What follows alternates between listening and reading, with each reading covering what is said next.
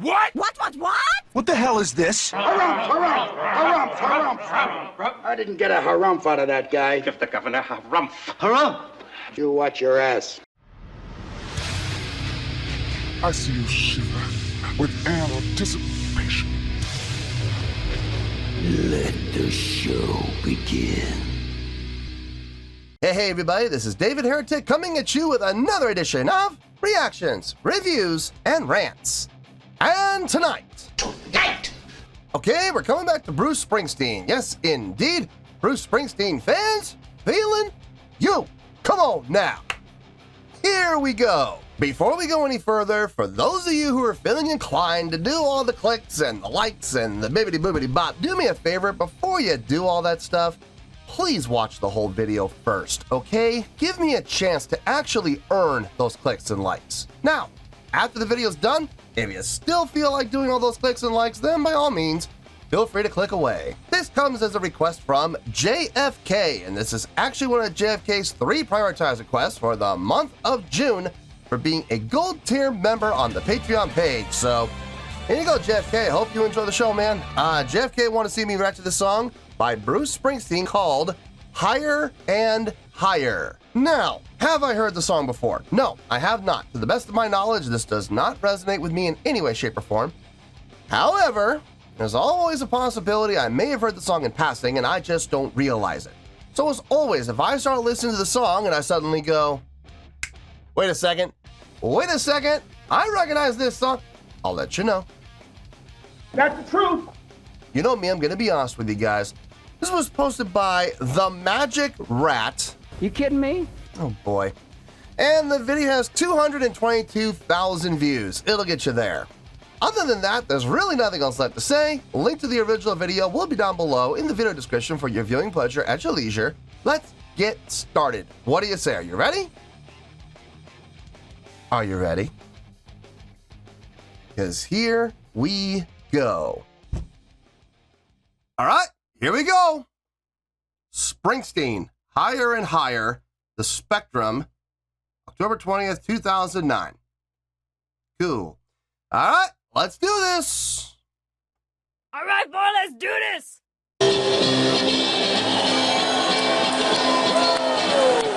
What is that, Steve?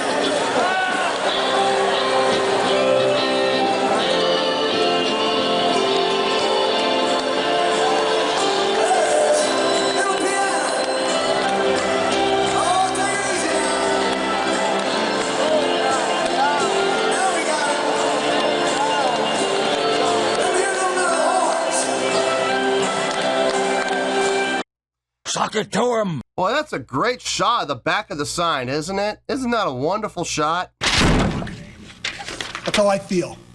I am so glad that we get to sit here and enjoy seeing the back of a sign. You're a goddamn disgrace. Oh, that's great. That's just great.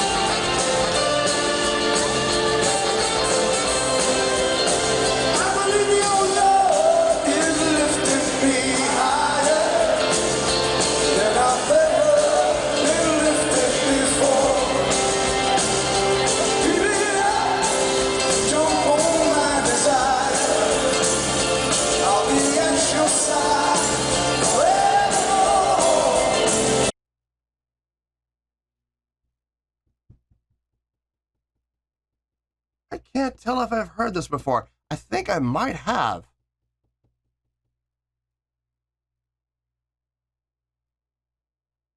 It sounds familiar. I I can't put my finger on it. Where would I have heard this? On the radio? Maybe? It does sound familiar, but I don't know. I'm almost positive it wasn't Springsteen. I think this is a cover, but I don't know who the original artist is, and I don't know where I heard it. Maybe y'all could help me out. Okay, it was either on the radio or was in a movie. But if it was in a movie, it had to have been in a movie that I've seen more than once. Like, I must have seen this movie like at least 3 times. And it must have been used at a pivotal point in the movie, like an important point in the movie. It couldn't have just been casual background music. There had to be a reason for it. It had to accentuate something. It had to accent something happening in the movie. Or I just heard on the radio a bunch of times. Maybe that's possible. Maybe that's what it is. It does sound familiar, though. I don't know. I can't put my finger on it. Let's get back. Maybe it'll come to me. Let's get back into this.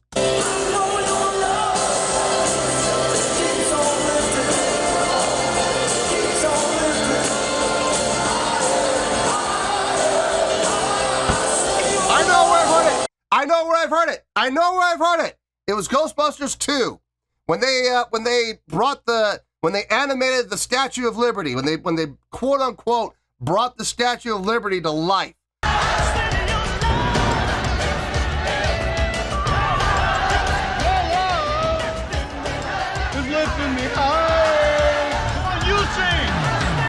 Yeah. That was the song. That was the song that was playing over the loudspeakers inside the Statue of Liberty. Okay. Now I know where I've heard it. Okay. I feel better now. I was really sitting here going, I've heard this before. I know I have, but I don't know. I don't know where. Now I know. Okay. Crowd seems to be into it. I feel like this is like towards the end of the show. Like this is like the encores, or maybe even after the encores. Like, you know, the show is technically done. They've done the full set. They've done the encores. And now Bruce is just out there on his own time going, I don't feel like being done yet. I feel like playing some more. So what do y'all want to hear? You know, I feel like this is one of those moments. So maybe I'm wrong, but I have a feeling I'm right.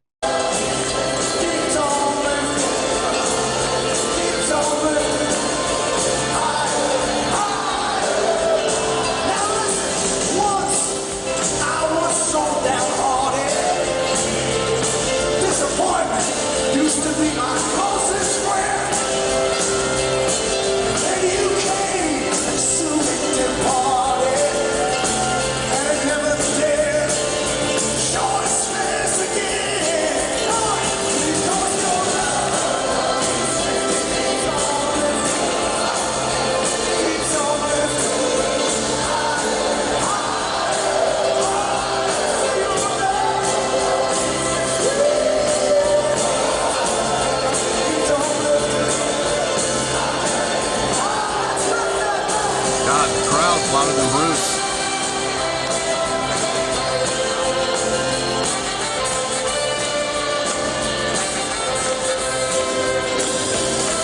Hear those horns.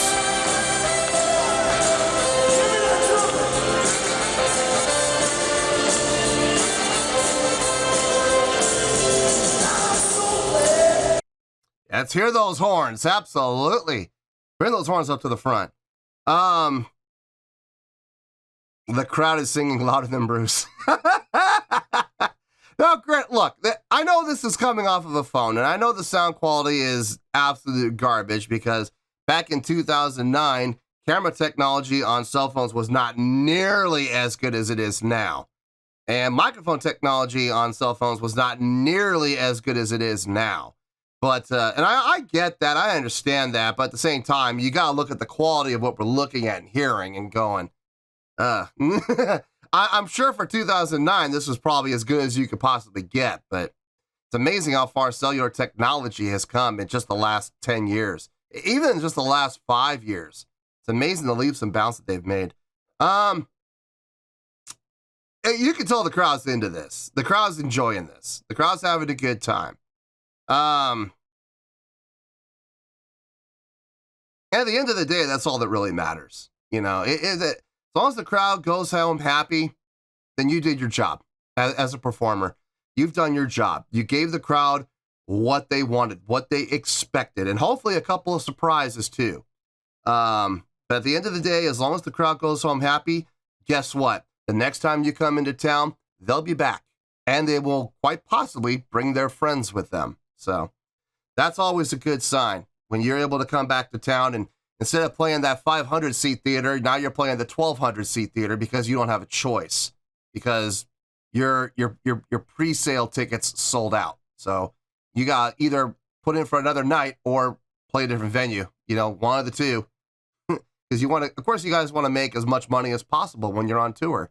Look, especially if you're an independent band. If you're an independent band without a record label backing you up, you got to get your own financing. You got to get your own loans, whether it be, you know, from investors or from a bank or from whatever, either business investors or private investors. They want their money back. So you want to make as much money as possible so you can make those investors happy. Oh man, let me tell you, there have been some tours where we got the money back. We did, and all the investors got their money back and then some. You know, they always make a little more than they put out, but we scraped by on those tours, boy. We really did. We had to cut some corners. So anyway, but yeah, if you leave the crowd entertained, man, you leave the crowd wanting more, they go home happy, I guarantee you the next time you come into town, they will be there. I guarantee you they will be there. Let's keep going. Excuse me again.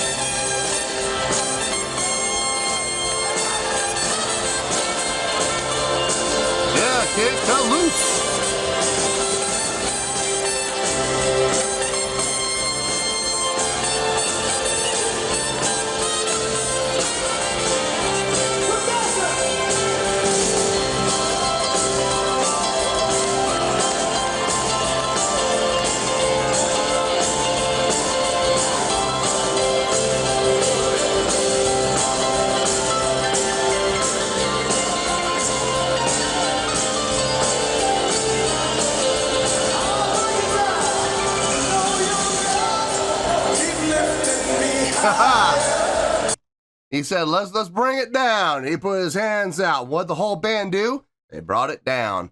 I've said this before, and I will continue to say this. Every single time I watch the E Street Band, I am impressed by how well they follow direction and how well they watch for cues and how well they're able to follow along on the fly.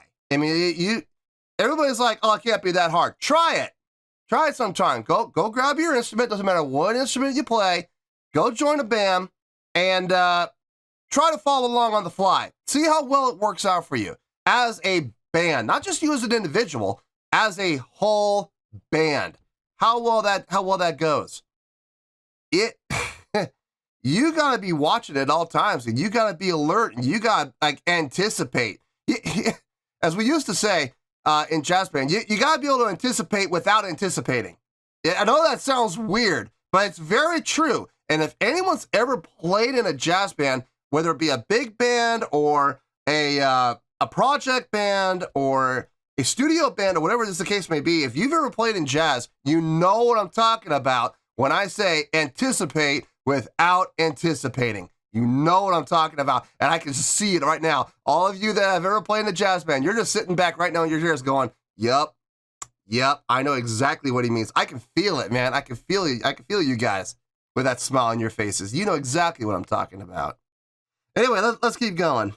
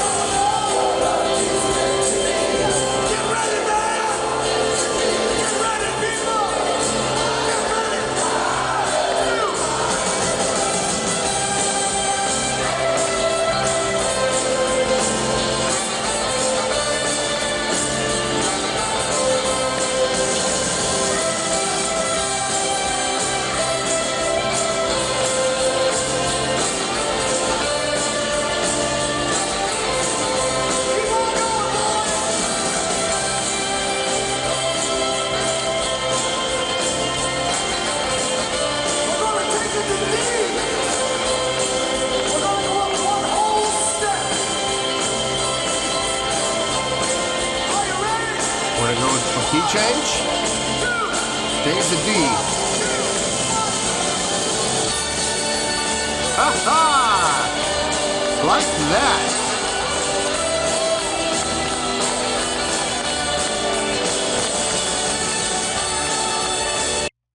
Again, just a testament to the musicianship of everybody on stage. Just like that. On the fly, Bruce goes, hey, we're going to change key. We're going to go up to D. And the whole band goes, okay. That was it. That was the end of the discussion. There was no, oh, wait a minute, I got to figure this out. And I got to transpose, and it's on the sheet music. Nope. It was just, okay, we're ready. And you switch key on the fly. Again, just another testament to the type of musicians that he's got working with him. When you, I'm going to say this, and I know this is probably going to come off as extremely arrogant, but it's not meant to be arrogant. It's just, it's experience. And this is one of the things why I always encourage musicians to study jazz. I always do. It's one thing to be able to read sheet music. I mean, and don't get me wrong, that is a great skill. I have that skill. It is a great skill to have. It will get you work. It absolutely will, especially in studio recordings, studio sessions. If you can read sheet music, you're going to get work. I guarantee it.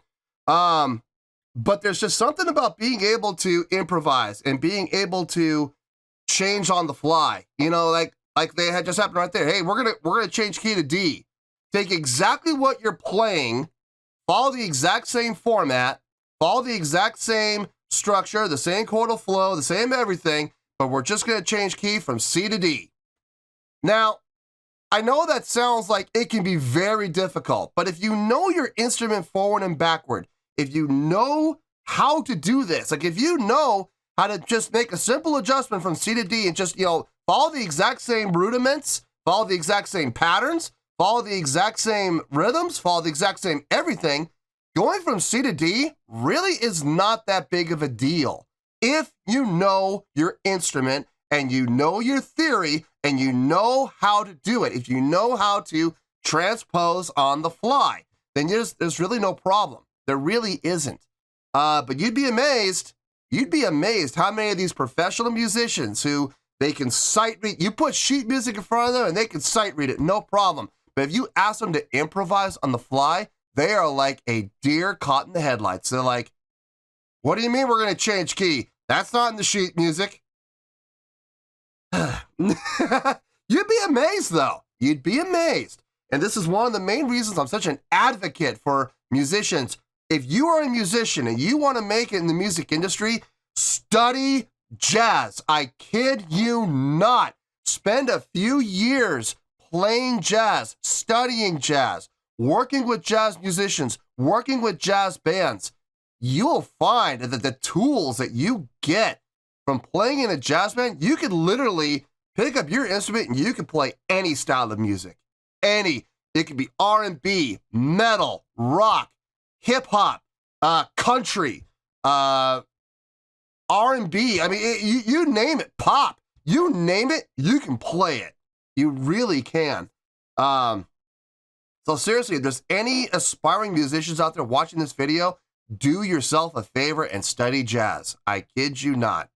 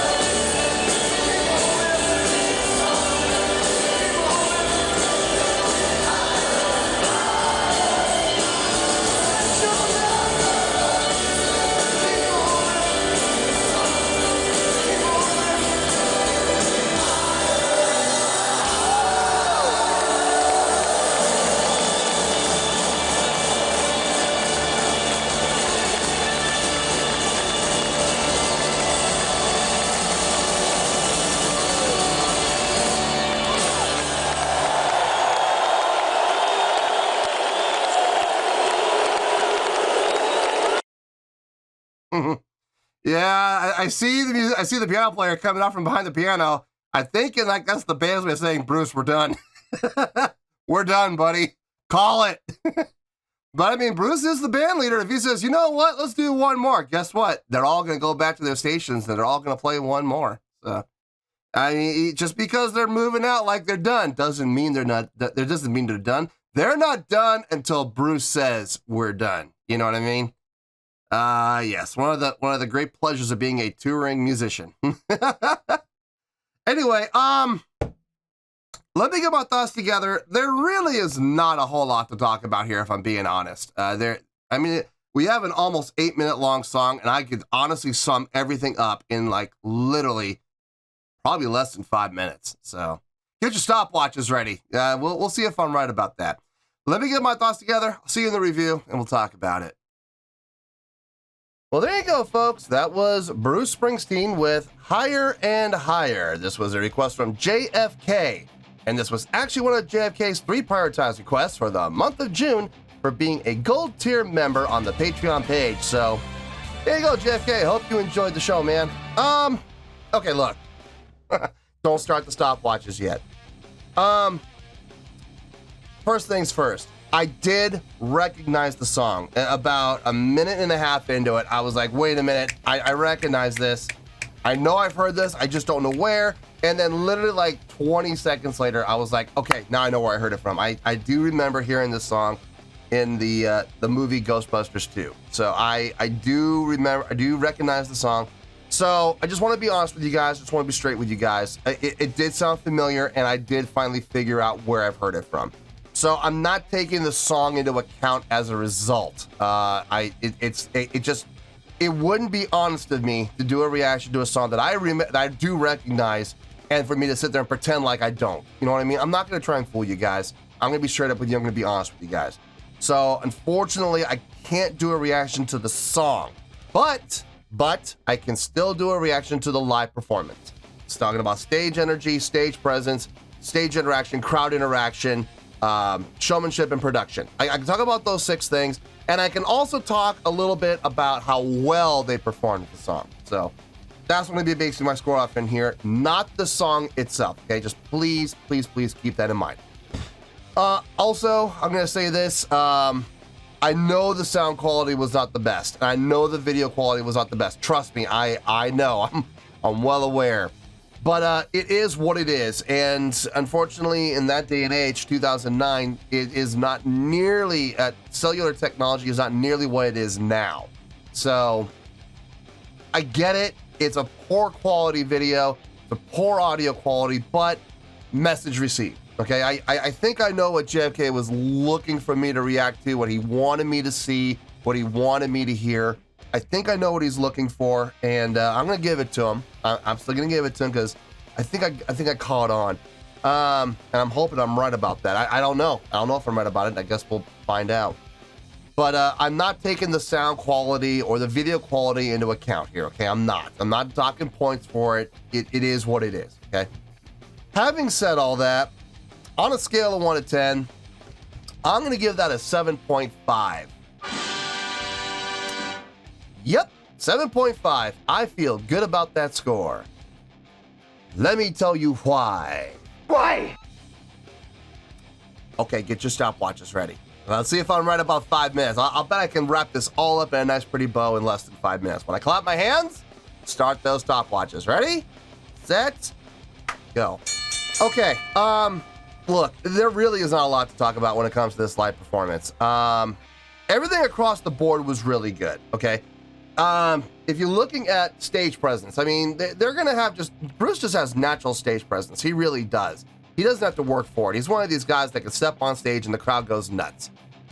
Stage energy, not really a whole lot. I mean, there was a little bit of movement around, but it felt like Bruce was kind of sticking around that safe little 4-foot, radius around his microphone. I mean, it is what it is. It's at the end of the show. The grips have probably started to tear things down. I feel like this song was probably done as an encore to the encore of the encore. This is one of those things where the set list is actually done. They finished it out. House lights are up. And Bruce just kind of was like, you know what? I'm in the mood to do a few more. And the band goes, okay, what are we going to play? We don't have anything prepared. And they kind of pulled this song out on the fly. I saw that in the horns, I saw that in the guitars, I saw that in the piano where they took like about 30 seconds to figure it out. Like, okay, this sounds right, this sounds like it's about right, and then they figured it out and then they just did it on the fly. Again, very talented musicians to be able to do that, but this does not sound prepared. It did not sound prepared at all. I think this is like what I said, one of those instances where Bruce kind of just pulled it out and said, let's do it, and the band went, okay. Again, a credit to the band. Being able to not just do that, but look for visual cues, listen for audio cues, transpose on the fly, changing key on the fly like that. I mean, if you have experience doing it and you're used to doing it, it's no big deal. But for those of you who only know how to read sheet music, doing something like that can be a pretty big deal. No, but overall, I mean, the crowd interaction was through the roof. I mean, the crowd was absolutely into this song. They were singing louder than Bruce, like for most of the video. Everybody looked like they were having a good time. Didn't really have any stage interaction, but crowd interaction through the roof. Showmanship, sort of. Yeah, I'll give it to them. Bruce was putting on a good show. Production, there was none. I mean, house lights were on for crying out loud. No, but overall, the live experience, I felt like the live experience was definitely there. I have a feeling that's what JFK was trying to convey was, look at the crowd. Look how much fun the crowd is having. Look how engaged the crowd is. Look at how vested the crowd is. And I absolutely felt that. I did. And I think that's what JFK was really trying to put across to me was a Bruce Springsteen show is something you really have to experience. And let me tell you, I can't wait for the day when I get to experience it, man. I know they're coming out to California and I'm going to do my best to get tickets. We'll see how that goes. But yeah, I feel good about that 7.5. It's a really good score for a really good performance. Mind-blowing? No. Amazing? No. Great? I honestly don't feel comfortable saying great. But it is really good, and I will absolutely give it that middle of the road, really good 7.5 all day long. So 7.5, final score, I have spoken. Well, that's going to do it for this edition of Reactions, Reviews, and Rants. Hope you all enjoyed the show. Hopefully I was able to entertain you. If I was able to put a smile on your face and brighten your day, then I did my job, and I'm so glad I could do it. If you guys feel like joining the fan base, go ahead and click on that button down there. If you guys want to like the video, go ahead and like the video. If you guys want to ring the bell, go ahead and ring the bell. It honestly doesn't make any difference at all to me, but if you guys feel like doing these things, then by all means, feel free to do so. Well, that's going to do it for tonight, folks. Thank you very much for watching, and as always, this is David Heretic signing off, reminding you to stay fabulous and support each other. Later. Peace.